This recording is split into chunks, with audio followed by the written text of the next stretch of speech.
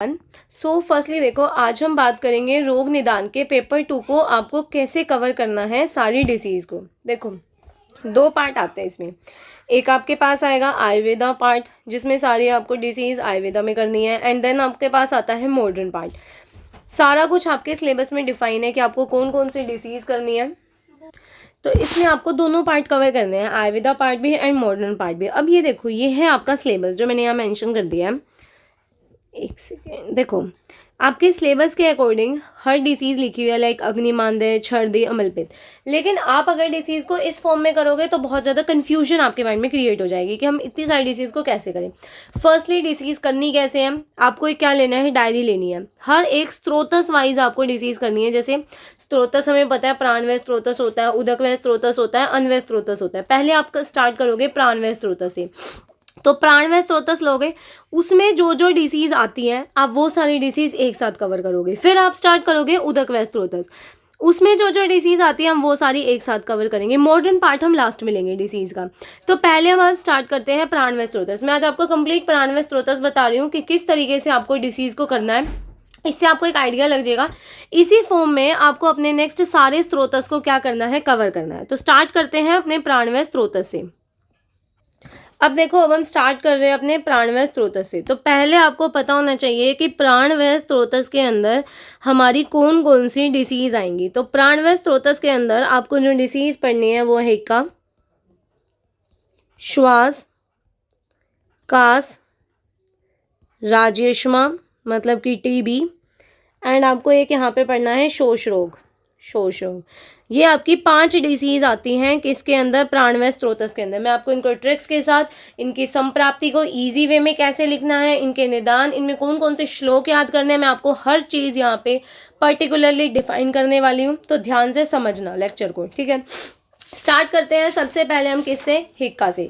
सबसे पहले आपको इंट्रोडक्शन पता होनी चाहिए किसकी, प्राणवय स्त्रोतस की। तो प्राणवय स्त्रोतस की इंट्रोडक्शन क्या है आपको पता होने चाहिए। इसके मूल क्या होते हैं, तो इसके जो मूल होते हैं वो क्या होते हैं, एक तो हृदय होता है, आपका हार्ट होता है, एक आपके लंग्स होते हैं। तो हृदय और फुफ्फुस इसके क्या होते हैं, मूल होते हैं, ठीक है। इसके बाद आपको यहाँ पे 2 श्लोक याद करने हैं कि इसकी दुष्टि के हेतु क्या है, इसकी दुष्टि के हेतु क्या है, और इसकी जो दुष्टि होती है उसके लक्षण क्या है, दुष्टि के हेतु, और दूसरा आपको यहाँ पे याद रखना है दुष्टि के लक्षण क्या है। तो दुष्टि के हेतु का मैं श्लोक सुना रही हूँ आपको ये श्लोक आपके पास जो भी बुक्स हैं, अपना जो भी रेफरेंस बुक्स यूज करते हो वहां पर आपको ये श्लोक देखना है। श्लोक है, शयात संधारणात् रोक्ष्यात् व्यायामात् शुद्धितस्य च प्राणवाहिनी दुष्यंती स्त्रोतांसे अन्यश्च दारुणे। ये दुष्टि के हेतु का श्लोक होता है। दुष्टि के लक्षण का जो श्लोक है वो है, अतिसृष्टम अतिबद्धम कुपितम अल्पाल्पम व सशब्द शूल मुच्छ वसंत दृष्ट्वा प्राणवाहनस्य स्त्रोतांसी परदुष्टानीति विज्ञात। ये श्लोक आपने पेपर 1 में स्त्रोतस वाले चैप्टर में भी कवर करे होंगे। अगर आपने वहां कवर नहीं किए हैं तो आपको यहाँ कवर करने पड़ेंगे, दुष्टि के हेतु और दुष्टि के लक्षण। इन दोनों का जो श्लोक है वो आपको क्या करना है, फर्स्टली याद करना है। अब प्राणवय स्त्रोतस की कौन कौन सी व्याधियां हैं ये तो हमें पता चल गई। अब करनी कैसे है एग्जाम के लिए, एग्जाम के लिए जिस तरीके से आपको करनी है वो मैं बताती हूँ। देखो, आप स्टार्ट करोगे पहले काश, श्वास, हिक्का से। 3 व्याधि हम एक साथ पढ़ते हैं हमेशा, काश, श्वास, हिक्का। इनको करने का तरीका क्या है याद रखना, इनमें से आपको एक एग्जाम में ज़रूर मिलती है, क्योंकि इनके जो टाइप्स है ना बच्चे बहुत ज़्यादा उनमें कन्फ्यूजन होती है, ठीक है। देखो स्टार्ट करते हैं। सबसे पहले याद रखो कि आचार्य सुश्रुत ने ना काश, श्वास और हिक्का इन तीनों के निदान तो सेम माने हैं। इन तीनों के निदान किसने सेम माने हैं, आचार्य सुश्रुत ने। वो कहते हैं कि इनकी संप्राप्ति और इनके लक्षण, इनकी संप्राप्ति और इनके लक्षण ये दोनों डिफरेंट होते हैं। ये कौन कहते हैं, आचार्य सुश्रुत कहते हैं। दूसरा पार्ट आचार्य चरक, आचार्य चरक ने कास को एक अलग रखा है और श्वास और हिक्का को अलग रखा है। वो कहते हैं कि जो हमारा श्वास है और जो हमारा हिक्का है, इन दोनों की जो चिकित्सा है, इन दोनों की जो चिकित्सा है वो क्या है, सेम है। इन दोनों की चिकित्सा क्या है, सेम है। देखो चिकित्सा वाला पैटर्न जो है, पार्ट जो है चिकित्सा वाला, वो आपका फाइनल ईयर में आएगा। अभी के लिए आपको सिर्फ इनकी जो जो पार्ट्स करना है तो हम वही कवर करेंगे, क्योंकि चिकित्सा वाला पार्ट हमारा फाइनल ईयर में हमें कवर करना होता है। अब सबसे पहले हम क्या देखते हैं, यहाँ पे कास लेते हैं। कास में क्या है, देखो इतना समझ में आ गया। अब स्टार्ट करते हैं, पहले कास पढ़ेंगे। इसी फॉर्म में याद करना, बहुत इजीली, बहुत अच्छे से आपको स्त्रोतस याद होने वाला है। सबसे पहले याद रखो कि हर एक, जब भी आप कोई भी व्याधि अगर एग्जाम में लिख रहे हो तो आप अगर उसमें रेफरेंस लिखते हो ना तो वो बेस्ट होता है कि हमने ये व्याधि यहाँ से, भाई इस व्याधि का रेफरेंस ये है, लाइक आचार्य चरक ने चरक संहिता में इसका रेफरेंस कहाँ दिया है, तो वो आपको मेंशन करना चाहिए।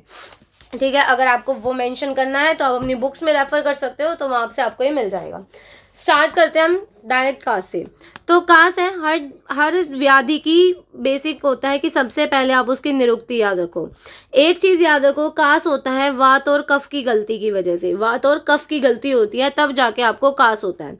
अब यहाँ पे निरुक्ति याद रखो। निरुक्ति में पहला श्लोक बनेगा कस्ती वाला, कस्ती सिरह कंठ ऊर्ध्व गच्छति वायु रीति कासह। तो आपको ये श्लोक एज इट इज याद होना चाहिए। अब होता क्या, वो देखो, आपका जो कंठ है मतलब आपका जो गला है और आपके जो फुफ्फुस है मतलब आपके लंग्स हैं, ठीक है, आदि प्राण व स्त्रोतस के कफ आदि के रुद्ध होने से, मतलब आपका कंठ है, आपके फुफ्फुस हैं, आपके जो प्राण व स्त्रोतस हैं, आपके जो प्राण व स्त्रोतस हैं, अगर इनमें कफ बढ़ जाए, कैसे याद करोगे, देखो जैसे ये आपका क्या है, यहाँ पे गला मतलब आपका ट्रैकिया वाला पार्ट है, और फिर यहाँ पे इस तरीके से मान लो आपके लंग्स बने हुए हैं। लंग्स मैंने थोड़े अच्छे बना देते पर ठीक है, ये लंग्स है। यहाँ से आपकी वायु को ऊपर जाना था, ये O2 को जाना था, लेकिन इस पूरे में कफ बढ़ गया। इस पूरे में क्या हुआ, कफ बढ़ गया। जैसे ही यहाँ पे कफ बढ़ा, वायु बाहर जाना चाहती थी, पर अब वो बाहर नहीं निकल पा रही। अब वो बाहर नहीं निकल पा रही, लेकिन वो बाहर निकलने के लिए ऑब्वियसली कोई ना कोई प्रयत्न तो करेगी, मतलब कोई ना कोई कोशिश तो करेगी कि मैं बाहर निकल पाऊँ, यहाँ से नहीं तो यहाँ से निकल पाऊँ, यहाँ से नहीं तो यहाँ से निकल पाऊँ। वो कोशिश जो करती है ना बाहर निकलने की, जिस टाइम वो कोशिश करती है तो उस टाइम पे वो कांसे के पात्र के समान एक स्वर उत्पन्न होता है। कैसा स्वर उत्पन्न होता है उस टाइम पे, हमारा कांसे के पात्र के समान, जिसको हम लोग क्या बोलते हैं, कुत्सित भिन्न, जिसको हम लोग क्या बोलते हैं, कुत्सित भिन्न स्वर। ठीक है, तो निरुक्ति समझ में आ गई। कास क्यों होता है वो आपको दिमाग में बैठ गया होगा। कास में क्या होता है, जितने भी आपके जो भी आपका प्राणवायु स्त्रोतस का पार्ट है उसमें पूरे में कफ भर गया, वायु बाहर निकलने की कोशिश करती है पर वो निकल नहीं पाती। जब वो निकल ही नहीं पाती तो फिर वो और ज्यादा कोशिश करती है, तो उस टाइम पे कासे के पात्र के समान ध्वनि उत्पन्न होती है, उसे हम लोग क्या कहते हैं, कास कहते हैं। अब आ जाओ इसके निदान पे। अब निदान जब भी हम लिखते हैं तो दो पार्ट होते हैं निदान लिखने के, एक सामान्य निदान होते हैं, एक विशिष्ट निदान होते हैं। एक क्या होते हैं, सामान्य निदान होते हैं, एक विशिष्ट निदान होते हैं। विशिष्ट में जैसे इसके जो पार्ट्स हैं उनके हिसाब से हम निदान लिख देंगे, लेकिन जो हमारे पास सामान्य निदान होते हैं वो जनरल जो भी फीचर्स होंगे इसके वो सारे आपके सामान्य निदान में आ जाते हैं। तो सामान्य निदान में आप लोग यहाँ पे क्या लिखोगे, अब देखो निदान कितने हैं, दो प्रकार के, एक है हमारे पास सामान्य निदान और एक क्या है हमारे पास विशिष्ट निदान है। अब कैसे याद करेंगे, तो सबसे पहले याद करेंगे सामान्य निदान। सामान्य निदान के लिए आपको क्या करना है, श्लोक याद करना है। श्लोक क्या कहता है, हमारा श्लोक होता है धूमोपगात आद्रज सतथेव व्यायाम रूक्ष निषेवणच्य विमार्ग कत्वादपि भोजनस्य वेग अवरोधात शवतु सततेव। ये श्लोक आपको यहाँ पे क्या करना है, लर्न करना है।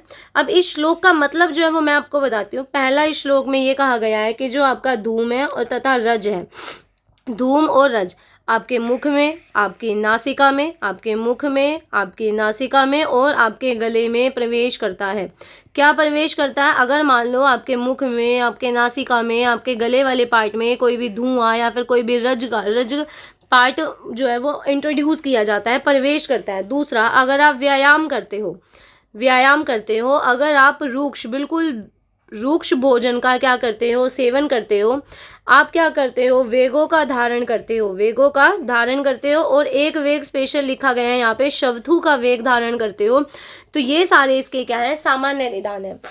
अब आपको इसके विशिष्ट निदान लिखने हैं। तो जो विशिष्ट निदान होते हैं वो हमारे होते हैं इसके पार्ट्स के बेसिस पे। विशिष्ट निदान जो होते हैं वो किसके बेसिस पे होते हैं, इसके पार्ट्स के बेसिस पे। तो विशिष्ट निदान में सबसे पहले आपको पता होना चाहिए कि जो हमारे पास कास है उसके पार्ट्स क्या क्या है, कास के क्या क्या हमने डिफ्रेंशिएट किया है। तो कास के टोटल 5 प्रकार बताए जाते हैं। क्या क्या, एक तो वात पित्त कफ हो जाएगा, 3 तो वही हो जाएंगे। एक हो जाता है शत का मतलब होता है कोई भी चोट लगना, और एक होता है क्षय का मतलब होता है कोई भी चीज की मात्रा अगर कम हो जाती है, मतलब कोई चीज, किसी चीज का क्या हो गया वहां पे, क्षय हो गया। तो ये 5 आपके पास हो गए यहाँ पे। अब देखो इनके विशिष्ट निदान। वात में जब हम अपना पेपर 1 कवर करते हैं तो उसमें हम स्पेसिफिक कुछ निदान बताते हैं जो वात के रिगार्डिंग लिखे जाते हैं, जो पित्त के रिगार्डिंग लिखे जाते हैं, जो कफ के रिगार्डिंग लिखे जाते हैं। वही सेम निदान आपको यहाँ लिखने हैं कि वात क्यों है, पित्त क्यों है और कफ क्यों है। शत वाले में आप क्या लिखोगे, तो शत वाले में आप लिखोगे, शत का मतलब क्या है, कोई भी चीज़ हमने या तो मान लो कि कोई चोट वगैरह लगी या फिर कोई ज़्यादा चीज़ें हमने अपनी ज़्यादा अमाउंट में कोई चीज़ें कर ली, उनसे ही चोट लगती है, अदरवाइज तो हम गिर जाते हैं, तो इसमें गिरने वाला तो कोई पार्ट आएगा नहीं। तो इसमें आप लिखोगे कि मान लो ज़्यादा मैथुन कर लिया, ठीक है, ज़्यादा भार ढो लिया, ज़्यादा हमने रास्ता चल लिया, ज़्यादा युद्ध करा, उस अपने से अधिक बलवान से युद्ध करा, इन सब से क्या होगा, रूक्ष शरीर वाला व्यक्ति है ना, उसका जो उरह प्रदेश होगा, मतलब चेस्ट रीजन होगा, उसमें क्या हो जाएगा, कोई ना कोई क्षत हो जाएगा, कोई ना कोई चोट लग जाएगी। उरह प्रदेश में उसके क्या हो जाएगा, क्षत हो जाएगा। जैसे ही क्षत होगा वायु वहां पे प्रवेश कर जाएगी, क्षत हुआ वायु प्रवेश कर जाएगी और आपको क्या हो जाएगा, शतजकास हो जाएगा। क्या हो जाएगा, आपको शतजकास हो जाएगा। ठीक है, दूसरा पॉइंट आता है अब 6 वाला। दूसरा क्या आता है, अब हमारे पास 6 वाला आता है। तो 6 वाले में हम ये कहते हैं कि विषम, 6 वाले में या तो हमने विषम या फिर हमने कोई भी असात में भोजन कर लिया या फिर हमने वेगों का धारण कर लिया, इन सब से क्या होगा, अग्नि मांद्य हो जाएगी। इन सब से क्या होगा, अग्नि मांद्य हो जाएगी। अग्नि मांद्य होते ही आपके जो वातिक दोष होते हैं ना, वो क्या हो जाएंगे, कुपित हो जाएंगे। वातिक दोष क्या हो जाएंगे, कुपित हो जाएंगे। तो आपका जो शरीर होता है वो नष्ट हो जाएगा। शरीर क्या हो जाएगा, नष्ट हो जाएगा। शरीर के नष्ट होने की वजह से आपको क्या हो जाएगा, क्षयजकास हो जाएगा। इतना समझ में आया। अब आपके एग्जाम में ऑब्वियसली लिखनी आती है संप्राप्ति, तो अब संप्राप्ति कैसे लिखनी है वो देख लेते हैं। संप्राप्ति के लिए आपको क्या करना है, देखो हर एक चीज की संप्राप्ति को रटो मत, क्योंकि अगर आप रटोगे तो आप एग्जाम के टाइम पे भूल जाओगे। लेकिन अगर आप समझोगे कि हाँ ये चीज ऐसे हुई, ये चीज ऐसे हुई, तो अब देखो इतना पार्ट इजी था आप लोगों के लिए, बिल्कुल इजी करके हमने इसको कवर करा। अब ऐसे ही आपको क्या करना है, संप्राप्ति को कवर करना है। संप्राप्ति में 2 चीजें होती है यहाँ पे, देखो मैं आपको संप्राप्ति बता देती हूँ। पहले तो एग्जाम में लिखनी कैसे है। संप्राप्ति लिखने के दो तरीके से आपको संप्राप्ति लिखनी आ सकती है। एक सामान्य संप्राप्ति होती है, एक विशिष्ट संप्राप्ति होती है। विशिष्ट संप्राप्ति में आपको पूरा का पूरा इस तरीके से टैबुलर फॉर्म में संप्राप्ति का एक चार्ट बनाना होता है, साथ में उसके घटक लिखने होते हैं, ठीक है। और जो सामान्य संप्राप्ति होते हैं, इस चार्ट को पैराग्राफ की फॉर्म में आपको क्या करना है, डिफाइन करना है। पैराग्राफ की फॉर्म में आपको क्या करना है, डिफाइन कर देना है। तो मैं आपके स्टार्ट कर रही हूँ संप्राप्ति के, विशिष्ट संप्राप्ति का। सीधा मैं आपको चार्ट समझाऊंगी और घटक समझाऊंगी, ये आप आराम से लिख सकते हो पैराग्राफ से, ठीक है। स्टार्ट करते हैं हम लोग अपनी विशिष्ट संप्राप्ति से।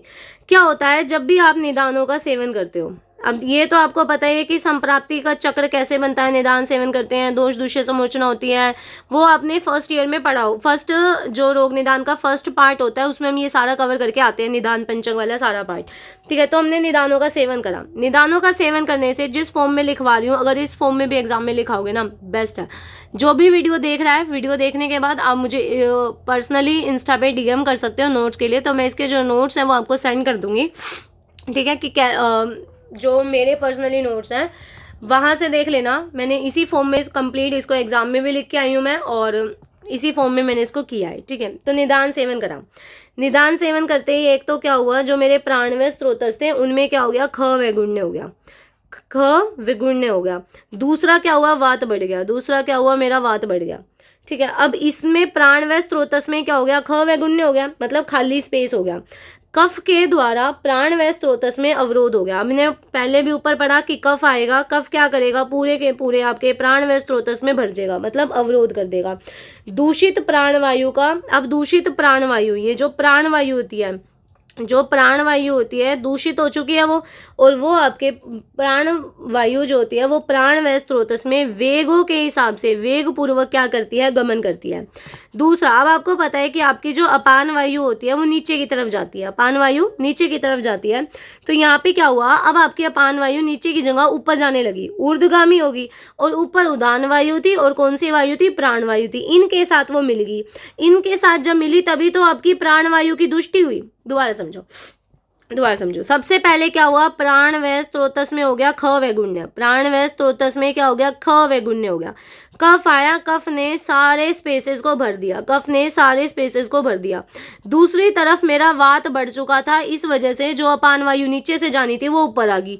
जैसे ही मेरी अपान वायु ऊपर आई, वो मेरी प्राण वायु और उदान वायु के साथ मिलके उसने क्या करा, पूरी की पूरी प्राण वायु की दुष्टि कर दी, प्राण वायु की दुष्टि कर दी। अब प्राण वायु जो होगी वो ऊपर की तरफ जो जा रही है ना, वो कैसी है, दुष्ट प्राण वायु है।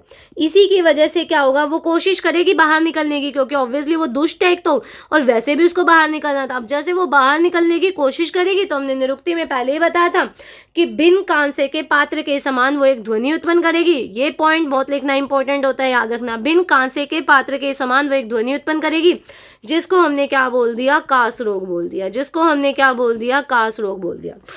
समझ आया? दोबारा ओरली अपने दिमाग में बैठाओ कि सबसे पहले हम लोग क्या करेंगे, जब भी हम लोग कास के बारे में लिखेंगे तो हम बोलेंगे कि हमारे प्राणवय स्त्रोतस में ख वैगुण्य हो गया था। प्राणवय स्त्रोतस में ख वैगुण्य होने की वजह से कफ ने सारे को वहां पे भर दिया।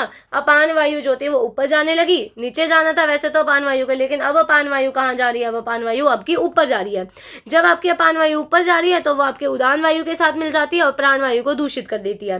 प्राण वायु दूषित हो जाती है, वो प्राण वायु दूषित तो हो गई और उसको बाहर भी जाना है, तो वो ऊपर जाने की और ज्यादा क्या करती है, कोशिश करती है, लेकिन वो बाहर नहीं निकल पाती है।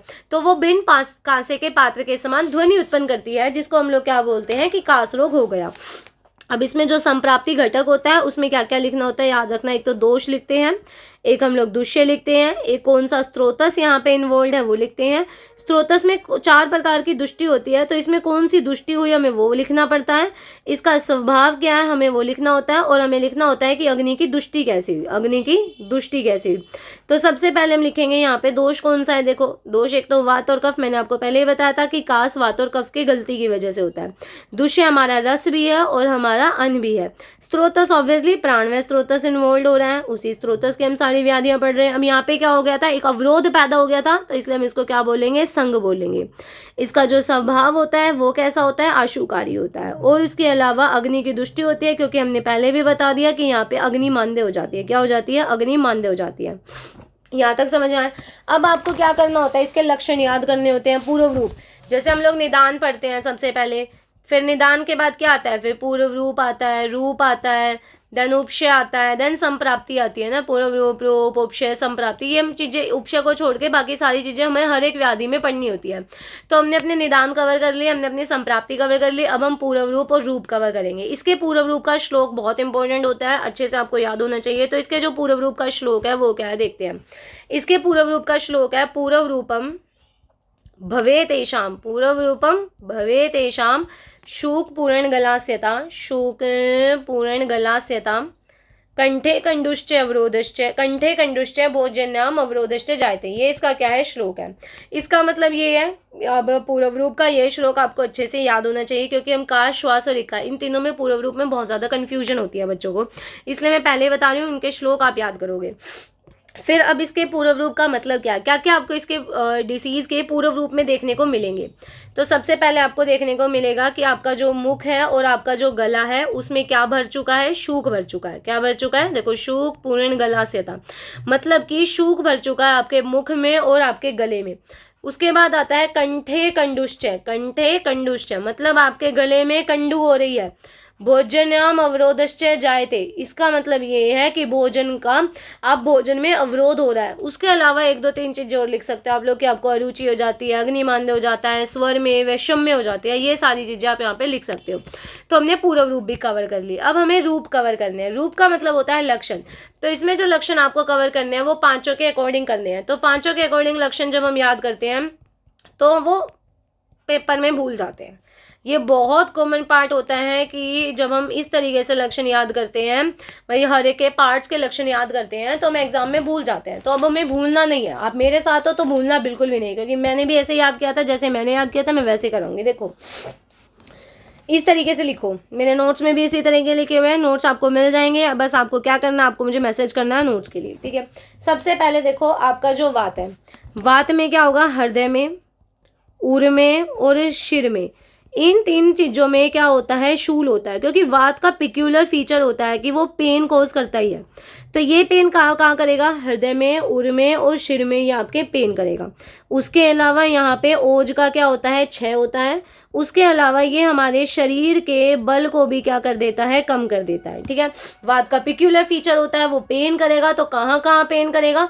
उसके अलावा वात की वजह से ओज का क्षय हो जाएगा, हमारे शरीर का जो बल है वो कम हो जाएगा। उसके अलावा यहाँ पर हमेशा सूखी खांसी होती है, शुष्क कास होती है और लगातार खांसी रहती है, निरंतर कास होती है। और क्या होता है, अगर आपने जो खाया, अगर वो भोजन पच गया, अन्न का पाक हो गया, तो उसके बाद आपका जो कास है वो लिमिट से भी ज़्यादा बढ़ जाएगा। तो ये 3 पॉइंट आप लिखोगे तो बहुत अच्छा लगेगा, एग्जामिनर को भी अच्छा लगता है अगर आप इस तरीके से रिप्रेजेंट करते हो एग्जाम्स में। अब पित्त का पिक्यूलर फीचर क्या होता है कि वो दाह करता है। तो दाह कहाँ करेगा, ऑब्वियसली आपके चेस्ट रीजन में दाह करेगा, तो उर में ये क्या करेगा, दाह करेगा।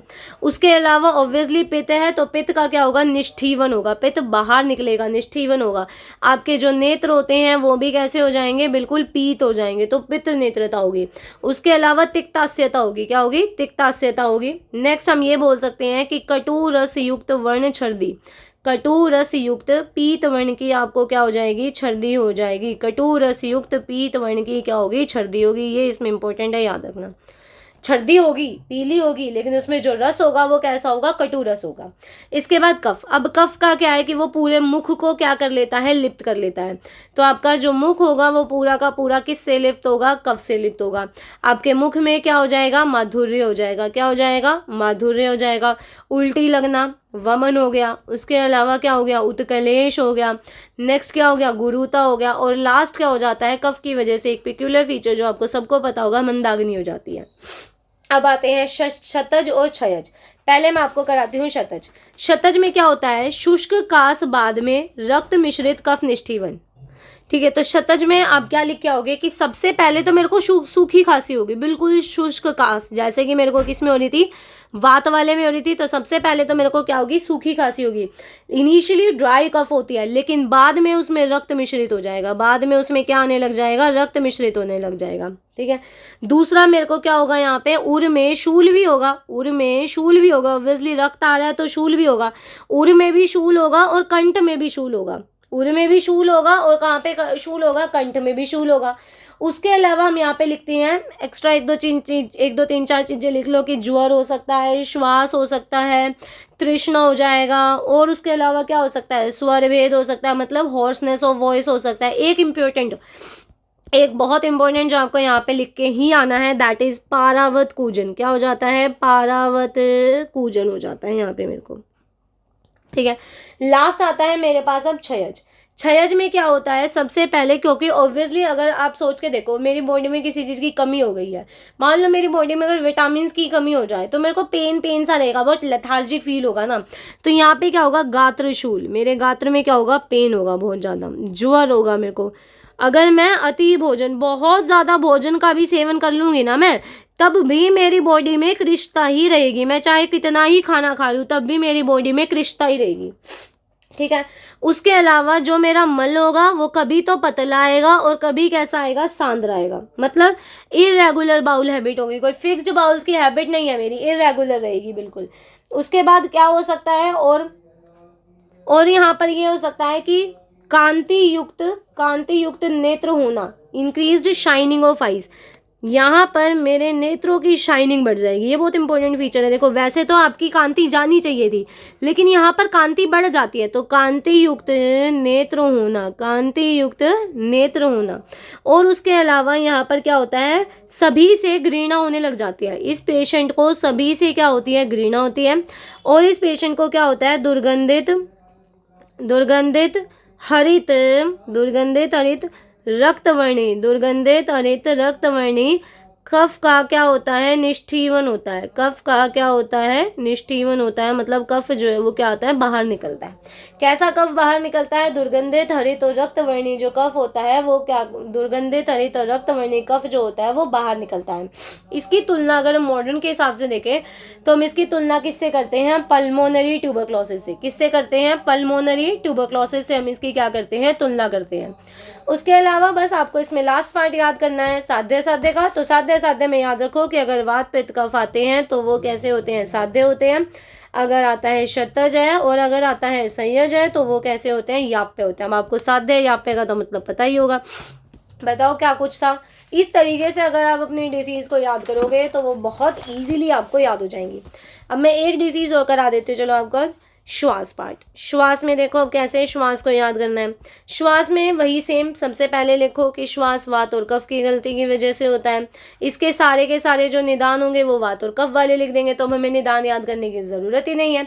ठीक है, अब सीधा याद आ जाओ कि एक चीज़ और लिखो कि आपके आचार्य चरक ने क्या बोला है कि हिक्का और श्वास, हिक्का और श्वास ये दोनों दारुण और मारक व्याधि होती हैं। ये कैसी व्याधि होती हैं? दारुण और मारक व्याधि होती है। क्यों होती है? क्योंकि ये पित्त का जो स्थान होता है, पित्त का जो स्थान होता है वहां पर इनका क्या होता है? समुद्भव होता है। इनका समुद्भव कहाँ होता है? पित्त के स्थान में। इसलिए ये दोनों हिक्का और श्वास, जो हम आगे पढ़ेंगे, हिक्का और श्वास ये दोनों मारक व्याधियां होती है।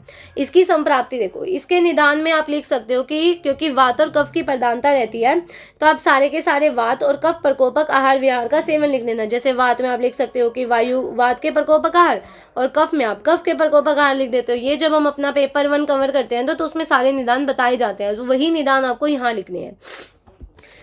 ठीक है, नेक्स्ट हम बात करते हैं सबसे पहले इसकी संप्राप्ति की। तो संप्राप्ति में याद रखो कि हमने निदानों का सेवन करा। अब मैंने पहले ही बताया 2 चीजें हैं, वात और कफ। तो इस साइड मेरे सारे वातज निदान आ जाएंगे और इस साइड मेरे सारे कफज निदान आ जाएंगे। अगर मैं वातज निदानों का सेवन करूंगी तो ऑब्वियसली मेरी वात की दृष्टि होगी, जिसकी वजह से क्या होगा? अग्नि में विषमता होगी। वात की दृष्टि होगी तो क्या होगा? अग्नि में विषमता होगी। अगर मैं कफज निदानों का सेवन करूंगी तो कफ बढ़ जाएगा, जिसकी वजह से कफ बढ़ेगा तो अग्निमांद्य होगा। अगर मेरे को अग्निमांद्य हुआ तो आम बनेगा, आम बनेगा तो क्या बनेगा? स्त्रोतस में अवरोध बनेगा। स्त्रोतस में क्या हो जाएगा? अवरोध हो जाएगा। स्त्रोतस में अवरोध हो गया, अग्निवेशम में इन दोनों ने मिलकर, इन दोनों कोई कहीं यहाँ से चल के आओ, आप यहाँ से चल के आओ, एटलीस्ट होना क्या है? रस धातु की दृष्टि एटलीस्ट होगी क्या? रस धातु की, एट लास्ट जाके होगी कि आपकी रस धातु की दृष्टि हो जाएगी। रस धातु की दृष्टि होते ही आपके प्राण व स्त्रोतस में दोबारा से क्या हो गया? अवरोध हो गया। अब आपकी वायु जो पहले उसी जगह से निकलने की कोशिश कर रही थी जहां से उसको जाना था, अब वायु बोलती है कि छोड़ना, मैं तो विमार्ग गमन कर लूंगी, मैं तो उल्टी जगह से चली जाऊंगी, मेरे को क्या है?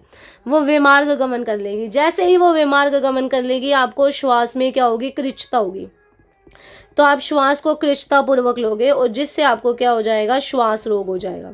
अगर आप संप्राप्ति सारी इस तरीके से याद करोगे, स्वयं मैच कर करके स्त्रोतस के अकॉर्डिंग, तो बहुत इजीली याद हो जाएगा। लेकिन अगर आप सोचोगे कि मैं बुकिश लैंग्वेज में करूँ तो वह बहुत टिपिकल हो जाता है, इसीलिए रोग निदान टिपिकल लगता है। हम समझ के नहीं करते। अगर हम समझ के रोग निदान को कवर करेंगे तो रोग निदान बहुत जल्दी हमारा कवर हो जाता है। ठीक है, मैंने सारी डिसीज को ऐसे ही कवर किया था अपने एग्जाम्स के लिए। समझ में आ गया? वहां पे क्या था? वायु उसी डायरेक्शन में जा रही थी तो कहती मैं तो उसी डायरेक्शन में जाऊंगी। यहाँ कहती कि चलो ठीक है मैं उस डायरेक्शन में नहीं जा सकती, बट मैं दूसरे रास्ते से चली जाती हूँ, तो श्वास में आपको कृच्छता हो जाएगी। तो अब लिख लो यहाँ पे कि दोष कौन से हैं। तो दोष यहाँ पे वात और कफ है। अगेन दूष्य भी सेम रहेंगे, आपकी प्राण वायु, अधिष्ठान भी आपका सेम रहेगा, अग्नि की दृष्टि भी आपकी सेम रहेगी। अब इसके पूर्व रूप का श्लोक याद कर लेते हैं। वहां पे पूर्व रूप का श्लोक आपको याद होना चाहिए। इसके पूर्व रूप का जो श्लोक है वो है प्राग रूपम तस्य हत पीड़ा शूलम आद्यमान मेव च। इस तरीके से आगे भी है, आगे है आनाहे वक्त्र वैरस्य शंख निस्तोद एवं च। अब इस तरीके से आपको इसके पूर्व रूप, एग्जाम आप कोई भी अपने सीनियर्स के एग्जाम उठा के देख लेना, का श्वास हिका में से एक क्वेश्चन हमेशा पूछा जाता है। और हम इतना पढ़ते हैं इन सबको, फिर भी हम क्या हो जाते हैं? कंफ्यूज हो जाते हैं एग्जाम के टाइम पे कि ये पूछ क्या लिया इन्होंने। ठीक है, इसीलिए तीनों को अगर साथ साथ करते चलोगे, साथ साथ इनके पूर्व रूप, इनके भेद में बहुत ज़्यादा कंफ्यूजन हो जाती है कि इनके भेद क्या क्या थे। तो इस तरीके से करते चलोगे तो कोई भेद, कोई भी आपको दिक्कत नहीं आएगी। तो यहाँ से आपको पता ही चल रहा है क्या क्या हो सकता है। आना हो जाएगा, ये तो आपके यहीं से निकल जाएंगे। प्राग रूपम तस्य हत पीड़ा, हृदय में आपको पीड़ा होगी। हत पीड़ा का मतलब कार्डियक पेन होगा। उसके अलावा यहाँ पे शूल होता है, अर्थी होती है। आस्य वैरस्य आता है इसमें। आस्य वैरस्य का मतलब होता है bitter taste in mouth, bitter taste in mouth. उसके अलावा आप यहाँ पे शंख भेद होता है। एक शंख भेद का मतलब होता है कि आपका जो टेम्पोरल रीजन होता है ना, उसमें क्या होता है? पेन होता है। नेक्स्ट आप यहाँ पे लिख सकते हो शूल होता है, पार्श्व शूल। पार्श्व शूल का मतलब होता है चेस्ट पेन होना। आनाहा का मतलब होता है ऑब्वियसली एब्डोमेन का क्या हो जाना? डिस्टेंशन हो जाना। ठीक है। अब नेक्स्ट पार्ट करते हैं। नेक्स्ट बात हमारे पास आती है इसके भेद की। अब भेद कैसे याद करोगे, देखो इसके भेद को याद करने की ट्रिक याद रखो। जब हमने कास याद करा तो हमने बताया कि कास एक सिंपल चीज है जिसमें वात आएगा, पित्त आएगा, कफ आएगा। देखो नाम ऐसे याद रखो, का, श्वास, इका। तो कास में हमने पहले 3 इस तरीके से पढ़ा कि हम पहले वात, पित्त, कफ आ जाएगा, छत्तज आ जाएगा, क्षयज आ जाएगा। अब हम बात करते हैं किसकी, श्वास की। तो श्वास में हमारे पास टिक होती है miss cuties, miss cuties, miss cuties. तो मिस से महाश्वास, यहाँ बनेगा सबसे पहले महाश्वास, दूसरा बनेगा आपके पास क्षुद्र श्वास, तीसरा आपके पास बनेगा छिन्न श्वास, छिन्न श्वास, फिर आपके पास बनेगा ऊर्ध्व श्वास, फिर आपके पास बनेगा तमक श्वास। ठीक है, ये 5 याद हो जाएंगे इस तरीके से। अब याद रखो कि ये होता है वात की वजह से, ये होता है वात की वजह से, ये होता है वात की वजह से। जो तमक लास्ट वाला होता है वो कफ की वजह से होता है। छिन्न में ऐसे याद रखो कि वो छिन्न भिन्न गया, मतलब कि मिक्स हो गया आपस में। अगर वो मिक्स हो गया तो वो किसकी वजह से होगा, वात और कफ की वजह से होगा। वो किसकी वजह से होगा, वात और कफ की वजह से होगा। इतना याद हो गया, बाकी तीनों वात की वजह से होंगे। अब इसमें ना ये जो क्षुद्र होता है, क्षुद्र का मतलब होता है बहुत स्मॉल। अगर कोई चीज़ बहुत छोटी है तो उसके चांसेस ज़्यादा हैं कि वो सेफ रहेगी। ठीक है, तो हम यहाँ पे लिखते हैं कि ये क्या होगा, क्षुद्र जो है वो साध्य होगा। जो तमक श्वास है वो क्या होगा, याप्य होगा। बाकी ये तीनों, ये वाला, ये वाला, ये वाला, ये तीनों आपके क्या रहेंगे, असाध्य रहेंगे। यहीं से हमने याद कर लिया साध्य साध्यता, यहीं से हमने याद कर लिया कि कौन से दोष की उसमें प्रीडोमिनेंस रहेगी। ये बहुत इंपॉर्टेंट होता है, जिसमें बहुत कंफ्यूजन क्रिएट होती है। हमने सारा यहीं से कवर कर लिया। जब हम दोष लिखेंगे तो याद रखो छिन्न भिन्न हो गया तो वात और कफ मिल गए, तमक में कफ आएगा। तमक याप्य होता है, क्षुद्र साध्य होता है, बाकी तीनों जो होते हैं वो आपके असाध्य होते हैं। अब अगेन वही सिर्फ और सिर्फ अब आपका एक ही पार्ट रह गया कि आपको इनके लक्षण याद करने हैं, एंड देन आपका ये श्वास भी खत्म हो जाएगा। लक्षण याद करते हैं। तो लक्षण में सबसे पहले हम कवर करेंगे अपना महाश्वास, सबसे पहले कवर करेंगे महाश्वास। जैसे जैसे बता रही हूँ इसी फॉर्म में याद करना कि जो महाश्वास होता है ना, उसमें क्या होता है, जो एक कोई सांड होता है जैसे, तो वो मतवाला सांड जो होता है, मतवाला सांड मतलब इधर उधर, जैसे कोई मान लो पागल सांड हो गया तो वो उसके गर्जने के समान श्वास होता है। मतवाले सांड के, कोई भी अगर मान लो मतवाला सांड है तो मतवाले सांड के गर्जने के समान, गर्जने के समान आपको यहाँ पे श्वास होगा। वो बहुत तेज से गरजेगा तो वो आपको ध्वनि दूर से भी सुनाई देगी। तो दूसरा पॉइंट क्या हो गया कि ध्वनि दूर से सुनाई देगी। इतनी ध्वनि तेज होती है कि मान लो आप ऐसे याद रखो, इसको थोड़ी सी स्टोरी से याद कर सकते हो जो मेरे दिमाग में है, कि हम मार्केट गए मान लो, तो हमने देखा कि एक मतवाले सांड की ध्वनि आई, तो मतवाला सांड गरज रहा था, उसकी ध्वनि हमें दूर तक सुनाई दी, तो हमारे मल और मूत्र में क्या हो गई, रुकावट हो गई, हमारा मूत्र वहीं का वहीं रुक गया। हमारे इतनी तेज ध्वनि थी कि हमारे सिर में भी दर्द हो गया, हमारे पार्श्व में भी दर्द हो गया, और हमारा जो भी ज्ञान विज्ञान, मतलब जो भी हम सामान लेने गए थे हम वो सब भूल गए, तो हमारा ज्ञान विज्ञान नष्ट हो गया। उसके बाद हम इतने ज़्यादा भागते गए, इतने ज़्यादा भागते हुए हमने घर गए कि हमें श्वास लेने में क्या आने लगी, कठिनाई होने लगी। तो श्वास लेने में कठिनाई होने लगी। इस वजह से जो भी रोगी होता है उसकी क्या हो जाती है, शीघ्र मृत्यु हो जाती है, रोगी की शीघ्र मृत्यु हो जाती है। बताओ इसमें कुछ याद करना था आपको, एक अपने माइंड में सिर्फ एक इमेजिनेशन क्रिएट करनी थी कि अच्छा ठीक है, महाश्वास में क्या होता है, मतवाला, हम मार्केट गए थे, मतवाला सांड गरज रहा था, मतवाला सांड गरज रहा था, उसकी ध्वनि दूर तक सुनाई दी, मेरे मल मूत्र में रुकावट हो गई, सिर में भी दर्द, पार्श्व में भी दर्द हो गया, मैं क्या सामान खरीदने गई थी उसका ज्ञान विज्ञान सब नष्ट हो गया, श्वास लेने में मुझे क्या होने लगी, कठिनाई होने लगी, क्योंकि मैं भागते हुए घर गई, तो रोगी की क्या हो जाएगी, शीघ्र मृत्यु हो जाएगी। ये आपको महाश्वास में याद रखना है। उसके बाद नेक्स्ट क्या आता है, नेक्स्ट आता है ऊर्ध्व श्वास। ऊर्ध्व श्वास में आप क्या याद रखोगे और कैसे याद रखोगे, देखो ऊर्ध्व श्वास में हम कहते हैं कि रोगी के श्वास व स्रोतस का मुख। अब देखो ऊर्ध्व श्वास में क्या होता है, रोगी के जो श्वास व स्रोतस होते हैं, रोगी के क्या होते हैं, जो श्वास व स्रोतस होते हैं, उनका जो मुख होता है, श्वास व स्रोतस है तो ऑब्वियसली उनका सारा का सारा एक मुख होता है, उसमें पूरे में कफ भर जाता है। क्या भर जाता है, कफ भर जाता है। तो रोगी क्या करता है, श्वास जैसे अंदर से बाहर की तरफ वो जो छोड़ेगा ना, उसको बहुत देर से छोड़ेगा। अंदर तो वो बहुत जल्दी ले लेता है, लेकिन बाहर छोड़ने में उसको बहुत देर लगती है। तो उसका जो ऊर्ध्व श्वास होता है ना, वो क्या हो जाता है, प्रकुपित हो जाता है। ऊर्ध्व श्वास प्रकुपित हो जाता है। इस वजह से उसका जो अधर श्वास होता है, अधर श्वास होता है, वो भी क्या हो जाता है, रुक जाता है। अधर श्वास भी क्या होता है, रुक जाता है। उसके अलावा पेशेंट को मूर्छा हो जाती है, अंधेरा छा जाता है आंखों के आगे, तो तमह प्रवेश हो जाता है, और लास्ट में जाके उसकी मृत्यु हो जाती है। नेक्स्ट हम बात करते हैं छिन्न श्वास की। नेक्स्ट हम बात करते हैं किसकी, छिन्न श्वास की। अब जो छिन्न श्वास है, इसमें क्या होता है, छिन्न हो गया वो, तो छिन्न में याद रखो कि पेशेंट जो है ना, रोगी जो है वो अपना पूरा बल लगा देगा, पूरा बल लगा देगा, फिर भी रोगी को जो श्वास है वो बहुत ही ज़्यादा रुक रुक कर श्वास आएगा, रुक रुक कर श्वास आएगा। और कभी कभी तो श्वास की प्रक्रिया ना अल्प समय के लिए बंद भी हो जाती है, तो इस सभी की वजह से उसको दौर्बल्य होता है, उसकी कृशता हो जाती है, उसके अलावा उसको क्या हो जाती है, संज्ञा हानि हो जाती है, प्रलाप हो जाता है और मुख शोष होता है। 2 पॉइंट यहाँ मेंशन, बहुत मेन पॉइंट जो लिख के आने आपको, एक तो विप्लुताक्ष लिखना है कि उसके नेत्रों में पानी भर जाता है, एक आप लिखोगे रक्तलोचन, रक्तलोचन में एक नेत्र जो है उसका वो क्या हो जाता है, रक्त वर्ण का हो जाता है। इसका मतलब है नेत्रों में पानी भर जाना है, इसका मतलब होता है उसका एक नेत्र ऐसा हो जाता है बिल्कुल रक्त वर्ण का। नेक्स्ट हम यहाँ पे बात करते हैं तमक श्वास की। अब आता है आपके पास तमक श्वास। देखो तमक श्वास बहुत इंपॉर्टेंट होता है, कई बार खाली सिर्फ तमक श्वास भी आपसे SAQ में पूछा जा सकता है, इसलिए तमक श्वास में एक श्लोक आपको याद करना है। उसके अलावा इसमें संप्राप्ति होती है, सामान्य विशिष्ट जो संप्राप्ति होती है वो याद करनी है। इसके लक्षण, इसके भेद 2 होते हैं, उन सभी को आपको अच्छे से याद करना है। तमक श्वास में क्या होता है, तमक श्वास नूतन अवस्था में अगर अभी अभी हुआ है आपको तो ये साध्य है, लेकिन अगर ये अपनी जीर्ण अवस्था में चला गया है तो ये कैसा होता है, कृच्छ साध्य होता है। अगर अपनी ये जीर्ण अवस्था में चला गया है तो कैसा है, कृच्छ साध्य है। अब इसका जो श्लोक है वो आप अपनी बुक्स में टिक लगा सकते हो, या फिर जब मैं नोट्स दूंगी तो वहाँ पे पूरा हो जाएगा, बट मैं पहले आपको इसकी संप्राप्ति समझाती हूँ सीधी सीधी।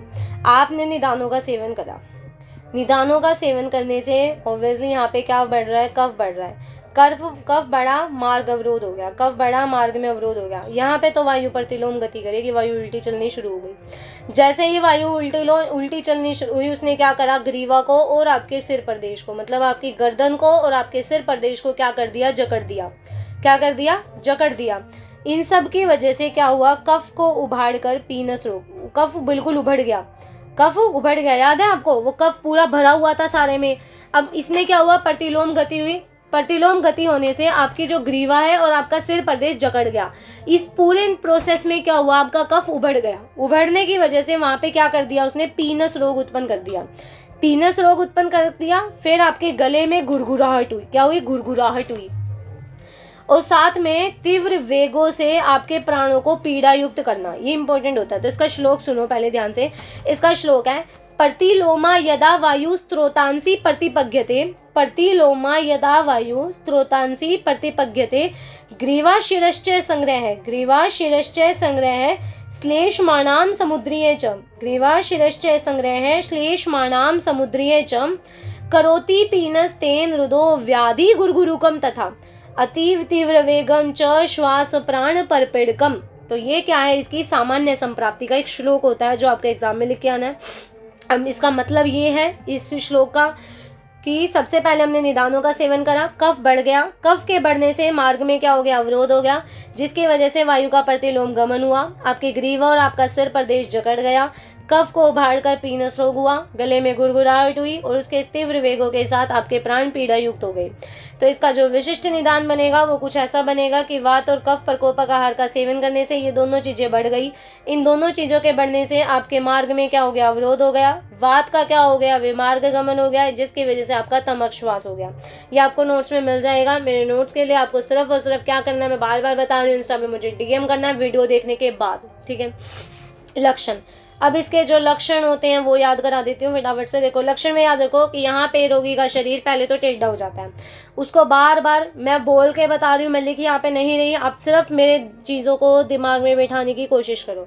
रोगी का शरीर टेढ़ा हो जाता है, रोगी को बार बार खांसी होती है, खांसी का वेग इतना ज़्यादा बढ़ जाता है, कई बार तो उसको खांसी इतनी ज़्यादा हो जाती है कि रोगी क्या हो जाएगा, बेहोश हो जाएगा, मतलब मूर्छित हो जाएगा। कास के साथ क्या होता है, अगर मान लो खांसी हो रही है, बहुत ज़्यादा होती है, तो मैंने बताया कि ये जो पेशेंट होता है वो बेहोश हो जाता है। लेकिन अगर मान लो कास के साथ, जैसे उसको खांसी हो रही थी, उसके साथ अगर कफ जो है वो बाहर निकलने लग जाता है, अगर कफ जो है वो क्या होता है, बाहर निकलने लग जाता है, तो रोगी को लाभ मिलता है, मतलब रोगी को फायदा मिलता है।